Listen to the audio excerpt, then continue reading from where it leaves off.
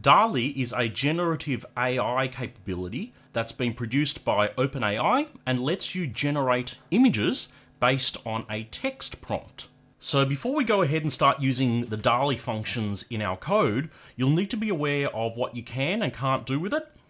So the images that you'll get back from using the DALL-E functions are going to be limited in size to 256 by 256 pixels. So they're not going to be huge, glamorous pieces of art. They are going to be kind of small, thumbnail-sized previews of pictures.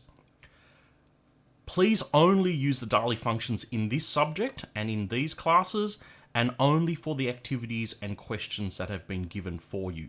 That is, do not use these images in your other subjects. And also be aware that all of your activities using this function are monitored, and we do keep track of what you use with the DALL-E functions. In order to use DALL-E in your programs, you're going to use the getOpenAIImage function. And that will return an image based on a text prompt that is provided as a string in the argument. So the function takes one argument, which is a string, and that will contain the description of the image that you would like to generate. So in this example here, it's a Tasmanian tiger in Melbourne.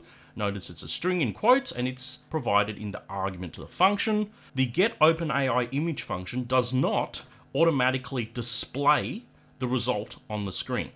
So if you run the code below, you won't actually see anything. So please remember that and keep in mind that something hasn't gone wrong.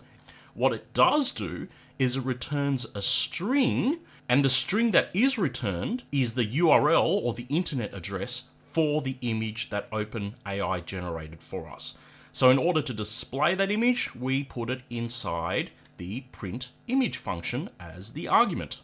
In order to get DALL-E to generate a Tasmanian tiger in Melbourne image for us, you got to call the OpenAIImage function, assign into a variable, and then call printImage on that variable. And remember to use the printImage function and not the print function. And just like all our other functions, remember to import goodies first and then to set your school ID.